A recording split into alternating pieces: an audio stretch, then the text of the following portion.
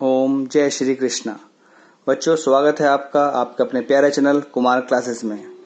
बच्चों, आज हम डिस्कस करेंगे कंप्यूटर साइंस जावा का बहुत ही इम्पोर्टेंट टॉपिक एरे। ये one of the most important topic है जावा में या किसी भी लैंग्वेज में। एरे बहुत ही इम्पोर्टेंट टॉपिक है। बच्चों, मेरे पास कुछ रिक्वेस्ट आई थी बच्चों की कि सर प्लीज़ आप एरे टॉपिक पे वीडियो बनाइए। तो बच्चों, आज मैंने उनका ध्यान रखते हुए आज हमने एरे पे अपनी वीडियो बनाई है। होप बच्चों ये वीडियो आपके लिए बहुत हेल्पफुल होगी। तो चलिए समझते हैं एरे को और एरे के कंसेप्ट को। बच्चों, हम लोग प्रोग्रामिंग में वेरिएबल्स को बहुत अच्छे से जानते हैं। जो बच्चे एरे तक पहुंच गए हैं वो वेरिएबल्स को जानते होंगे। तो बच्चों, होता क्या है कि हम वेरिएबल में एक बार में एक ही वैल्यू को स्टोर कर सकते हैं। मैं आपको एग्जांपल के तौर पर बताता हूं कि मान लीजिए मुझे एक वेरिएबल में वैल्यू स्टोर करनी है। तो मैंने मान लीजिए इंट टाइप का एक वेरिएबल लिया, int x is equal to 5। मैंने इसमें 5 स्टोर कर दिया। अब अगली बार मुझे किसी ने कहा कि सर आप x में 10 स्टोर कीजिए, तो मैंने x में 10 स्टोर कर दिया। तो बच्चों, हुआ क्या यहाँ पे कि मेमोरी में जब वैल्यू स्टोर हुई तो इस तरीके से x हुआ और अंदर 5 वैल्यू आई। x उसकी मेमोरी का लोकेशन, वेरिएबल को हम नेम्ड मेमोरी लोकेशन भी बोलते हैं। तो उस वेरिएबल की लोकेशन का नाम x हुआ, वैल्यू 5 आ गई।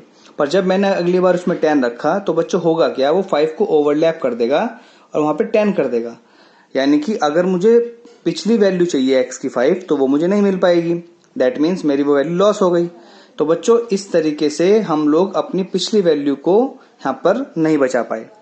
तो होता क्या है बच्चों कि वेरिएबल एक टाइम में करंटली वैल्यू स्टोर कर पाता है, लेकिन पिछली वैल्यूज भी हमें यूज करनी हो अगर प्रोग्राम के अंदर, तो क्या करेंगे। तो इस प्रॉब्लम से निकलने के लिए एरे का कंसेप्ट हमारे पास आया। एक और चीज मैं आपको बताता हूं, जो कि एरे का कंसेप्ट क्यों इंट्रोड्यूस हुआ ये भी जरूरी है समझना। बच्चों, होता क्या है, हम लोग जब वेरिएबल लेते हैं, जैसे हमने लिया इंट में x, y, z, a, b, हमने ये वेरिएबल्स लिए, इनकी वैल्यू दी हमने कि x को हमने 10 दे दी, y को हमने 15 दे दी, z को हमने 6 दे दी, a को हमने 7 दे दी और b को हमने 8 दे दी। ये वैल्यूज हमने दे दी। तो बच्चों, होता क्या है, मेमोरी के अंदर, कोई कंप्यूटर की जो मेमोरी है वो बहुत वास्ट है, एक पूरी दुनिया है उसके अंदर। तो वो होता क्या है, मेमोरी में रैंडमली मेमोरी एलोकेट कराता है कि भाई x को वैल्यू यहाँ पे 10 दे दी, y को यहाँ पे 15 दे दी, मतलब बॉक्स बना दिया उनकी मेमोरी के लिए, जगह दे दी, यहाँ पे बॉक्स बना दिया, यहाँ पे बॉक्स बना दिया। तो अलग अलग, जैसे a की वैल्यू यहाँ पर उसने 7, यहाँ बॉक्स बना दिया, तो अलग अलग वैल्यू वो ट्रांसफर करता है मेमोरी के अंदर। तो इससे हमें कंटिन्यूअस मेमोरी नहीं मिल पाती और हमारी काफी मेमोरी खर्च हो जाती है, क्योंकि काफी स्पेस बीच में बच जाता है। तो इस प्रॉब्लम को दूर करने के लिए भी हमारे पास एरे का कंसेप्ट आया। तो बच्चों, मैं आपको अब समझाता हूँ कि एरे का कंसेप्ट क्या है। एरे की डेफिनेशन से आपको समझने में बहुत आसानी होगी। होप बच्चों आपको ये तो समझ में आ गया होगा कि ये डिसएडवांटेज हमारी प्रोग्रामिंग के साथ थे, तो इनसे ओवरकम करने के लिए हमारे सामने एरे का कंसेप्ट आया। तो बच्चों, आइए समझते हैं एरे की डेफिनेशन को और फिर हम उसके बारे में और समझेंगे। देखो बच्चों, एरे की डेफिनेशन क्या है। बच्चों, array is a collection of similar type of elements which have a contiguous memory location. Array are used to store multiple values in a single variable instead declaring separate variables for each value. तो बच्चों, इस definition को मैं आपको बता देता हूं। Array में हम सिमिलर टाइप के एलिमेंट्स को स्टोर करते हैं, एक कंटिन्यूअस मेमोरी प्रोवाइड कराता है। जैसे हमने यहाँ पे int x, y, z, a भी वेरिएबल्स लिए थे, तो सेम टाइप के थे, तो यहाँ पे हम एरे का यूज कर सकते हैं। और जो ये वेरिएबल्स की वैल्यू अलग अलग डिक्लेयर हुई हैं, एरे की हेल्प से हमें कंटिन्यूअसली मेमोरी एलोकेट होंगी। तो बच्चों, आइए समझते हैं एरे के बारे में और एरे क्या है। देखिए बच्चों, एरे हमारे पास, बच्चों हम एरे को हम समझते हैं। एरे बेसिकली 2 टाइप्स का होता है। डायमेंशनल एरे बेसिकली 2 टाइप्स का होता है, एक सिंगल डायमेंशनल और एक डबल डायमेंशनल। तो बच्चों, हम अभी सिंगल डायमेंशनल के बारे में डिस्कस करते हैं। तो देखो बच्चों कि सिंगल डायमेंशन एरे के अंदर हम वैल्यू कैसे स्टोर करते हैं। हम वैल्यू बच्चों 2 तरीके से स्टोर कर सकते हैं, एक असाइनमेंट स्टेटमेंट से और एक बच्चों इनपुट स्ट्रीम से, यानी कि इनपुट स्टेटमेंट की हेल्प से। तो अब मैं आपको पहले समझाता हूं कि असाइनमेंट स्टेटमेंट की हेल्प से हम एरे के अंदर वैल्यू कैसे स्टोर कर सकते हैं। देखो बच्चों, storing the value in array by using assignment statement. इसके लिए बेटा हमें लिखना पड़ेगा एग्जाम्पल ये सिंटेक्स है बच्चों, ये जो लिखा हुआ है ना इंट m, ये इसका सिंटेक्स है। इंट m इसका मतलब ये है कि सारी वैल्यू इंट टाइप की होनी चाहिए, तो इंट m, और ये जो ब्रेसेस मैंने लगाए हैं, ये हमारे जो ब्रैकेट्स हैं, बिग ब्रैकेट्स हैं, ये एरे का साइन है बच्चों। इससे पता लगता है कि ये एरे टाइप का वेरिएबल है, रेफरेंस टाइप का वेरिएबल है। तो m एक एरे टाइप का वेरिएबल है। और हमने देखिए असाइनमेंट क्या करा, 15, 7, 22, 12। बच्चों यहाँ पे साइज लिखना जरूरी नहीं है, आप इसे ब्लैंक भी छोड़ सकते हो, ये ऑटोमेटिकली साइज कंसिडर कर लेगा कि इसमें कितने एलिमेंट्स हैं। तो बच्चों हमने यहाँ पे 15, 7, 22, 12 लिया, सारे ही इंटीजर टाइप के हैं। तो देखो बच्चों ये मेमोरी में किस तरह से रिप्रेजेंट होगा और इनकी इंडेक्सिंग कैसे होगी। देखो बच्चों ये मेमोरी में कुछ इस तरीके से पहुंचेगा कि एक जैसे बॉक्स बना, यहाँ पे देखिए बच्चों 0, 1, 2, 3, 4 ये इसकी इंडेक्सिंग है, इसका नाम m क्योंकि m टाइप का हमारा एरे है। और वैल्यू कैसे पहुंचेंगे 15, 7, 22, 12। देखिए कंटिन्यूस मेमोरी ने यहाँ पर मिली है। और इनको हम रिप्रेजेंट कैसे करते हैं, देखिए पहली वैल्यू हमारी यहाँ पे 0 नहीं है, अब यहाँ पे m0 है, 0, 1 तो इसके इंडेक्स हैं, तो वैल्यू कौन सी है, m0 में 15, m1 में 7, m2 में 22, m3 में 12। इस तरीके से हम यहाँ पर वैल्यू को रिप्रेजेंट करते हैं। आइए बच्चों अब समझते हैं कि अगर हमारे पास एरे में कैरेक्टर टाइप की वैल्यू हो तो हम उन्हें कैसे पहले अब उन्हें हम कैसे स्टोर करेंगे वो भी समझेंगे।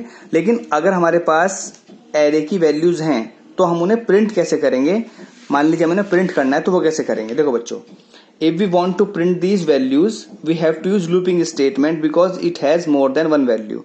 बच्चों अगर हमें एरे की वैल्यूज को प्रिंट करना है, आपको पता है जब एक जैसे काम को बार बार करते हैं तो वहां पे हम लूपिंग स्टेटमेंट यूज करते हैं, क्योंकि हमारे एरे में एक से ज्यादा एलिमेंट्स हैं, 4 एलिमेंट्स हो सकते हैं, 5 हो सकते हैं, 10 हो सकते हैं, तो उसके लिए हम यहाँ लूपिंग का इस्तेमाल करेंगे। तो बच्चों देखो प्रिंट करने के लिए हम क्या यूज करेंगे, फोर लूप का हमने यूज किया। 4 i is equal to 0, i less than 4, i plus plus. आप जानते ही हैं इनिशियलाइजेशन, टेस्टिंग, फिर बॉडी पे वर्क, फिर अपडेशन, फिर टेस्टिंग, इस तरह से लूप बन जाता है। तो देखो बच्चों ये इस वैल्यू को यहाँ पे एरे की वैल्यूज को m, देखो i में 0 है तो m0, मैंने आपको बताया था कि m0 में कौन है, m0 में आपके पास कौन है, m0 में आपके पास 15 है।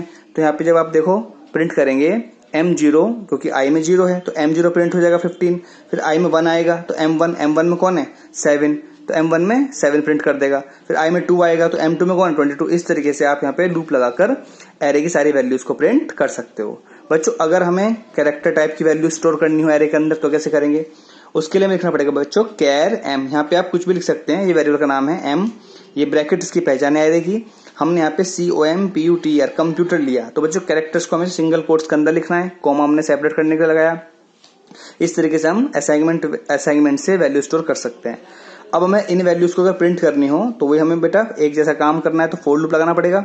i is equal to 0, i less than 8, i plus plus, और हमने सो पेलन करा वैल्यू इज mi, यानी कि m0, m1, m2। क्यों, क्योंकि देखो बच्चों मेमोरी में कैसे रिप्रेजेंट होता है, m तो उसका नाम हो जाएगा और ये 0, 1 से लेकर 7 तक इसकी इंडेक्सिंग हो जाएगी, और अंदर मेमोरी में ये COMPUTER इस तरीके से स्टोर होगा।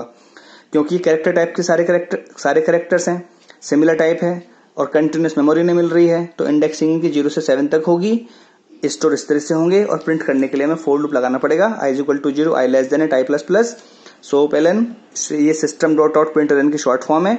और देखो बच्चों m0 मैंने आपको बताया था m0 में c है, तो पहले c प्रिंट हो जाएगा, फिर क्योंकि आप फोर लूप तो जानते हो, इनिशियलाइजेशन, टेस्टिंग, बॉडी पे वर्क होगा, अपडेशन, फिर टेस्टिंग।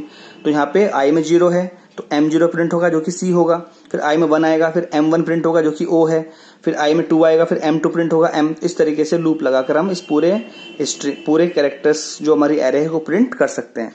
बच्चों अगर हमें नेम पे काम करना हो एरे के अंदर कि नेम स्टोर करने हो तो कैसे करेंगे। देखो बच्चों उसके लिए हमें लिखना पड़ेगा string m is equal to, ये हमारे ओपन ब्रेसेस हमने लिया है, अमित, रचित, सुनीता, ये नाम हम ले सकते हैं क्योंकि स्ट्रिंग है तो डबल कोट्स में लेंगे। ये भी मेमोरी में बेटा इस तरह स्टोर होंगे 0, 1, 2, अमित, रचित, सुमित और सुनीता। और हमें प्रिंट करने के लिए क्योंकि एक से ज्यादा है तो हमें भी यहाँ लूप लगाना पड़ेगा, 4 i equal to 0, i less than 3, i plus plus, सो पेलन, और हमने यहाँ प्रिंट कर दिया। बच्चों होप आपको ये समझ में आ गया होगा कि एरे के अंदर, सिंगल डायमेंशन एरे के अंदर इंटीजर टाइप की वैल्यू हो, कैरेक्टर टाइप की वैल्यू हो, फ्लोट टाइप की वैल्यू हो, हम सिमिलर टाइप ऑफ की वैल्यूज को स्टोर कैसे कर सकते हैं, कैसे मेमोरी में उन्हें स्पेस मिलता है, कैसे हम उनकी वैल्यू को प्रिंट कर सकते हैं। बच्चों अगर हमें इनपुट लेना हो, इनपुट स्टेटमेंट लेनी हो, हमें यूजर से वैल्यू मांगनी हो तो हम क्या करेंगे। यूजर से वैल्यू मांगने के लिए बच्चों हम लोग क्या करेंगे, ये बहुत इंपॉर्टेंट लाइन है, int m is equal to new int 10। यहाँ पे 10 आप 20, 50 कितना भी दे सकते हो। तो बच्चों ये जो लाइन है ये इनपुट लेने के लिए यूज होती है ये आपका इनपुट स्टेटमेंट के लिए आप यूज करेंगे। तो int m is equal to new int 10, इसका मतलब यह है कि मैं एरे में इंटीजर टाइप की 10 वैल्यू लूंगा। जब बच्चों में ये लाइन लिखता हूं तो केवल खाली बॉक्स बन जाता है जिसमें 9 तक की इंडेक्सिंग हो जाती है, वैल्यू फिल नहीं होती, केवल खाली बॉक्स बन जाता है जिसमें 9 तक की वैल्यू होती है और value m0 m1 m2 S3 से ये वैल्यू पहुंच जाती है। अब अगर मुझे इनके अंदर वैल्यू फिल करनी है बच्चों, तो इनपुट स्ट्रीम के लिए जब वैल्यू फिल करनी है तो हमें यहाँ पे फोर लूप लगाना पड़ेगा। फोर लूप लगाने के लिए हम क्या करेंगे, देखो वही i is equal to 0, i less than 10 i plus plus, यहाँ पे m i is equal to s dot next int. इसका मतलब क्या हुआ बच्चों, ध्यान से देखो, यहाँ पे इनिशियलाइजेशन हुआ, टेस्टिंग हुई, नीचे आए।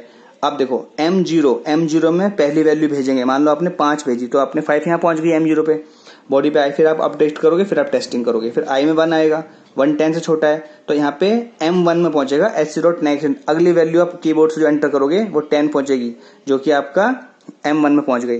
फिर i में 2 आएगा, फिर m2 बराबर s डॉट नेक्स्ट, तो m2 में वैल्यू सपोज आपने 20 एंटर की। आप कुछ भी वैल्यू एंटर कर सकते हो, जो भी आप यूजर से कीबोर्ड से वैल्यू एंटर करोगे तो वो इस लूप की हेल्प से इस बॉक्स में फिल हो जाएगी।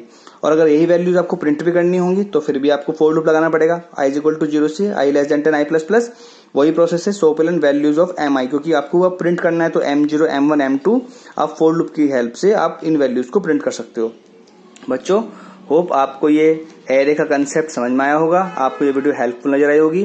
बच्चों नेक्स्ट वीडियो में मैं आपको लीनियर सर्च के बारे में समझाऊंगा। आज मैं आपको इस वीडियो में यहीं तक समझाऊंगा कि कैसे एरे के अंदर हम वैल्यू इनपुट कराते थे, कैसे हम वैल्यूज असाइनमेंट ऑपरेटर असाइनमेंट की हेल्प से वैल्यू फिल कराते थे, किस तरीके से हम इनपुट स्टेटमेंट से यूज करते थे और कैसे हमने वैल्यू प्रिंट करनी सीखी है। तो बच्चों आज की वीडियो में सिर्फ इतना ही। अगर आपको वीडियो ये हेल्पफुल नजर आई हो बच्चों, अपनी इस प्यारी वीडियो को शेयर कीजिए, ज्यादा से ज्यादा लाइक कीजिए और अपने इस प्यारे से चैनल को सब्सक्राइब कीजिए। जब तक के लिए बच्चों जय श्री कृष्णा।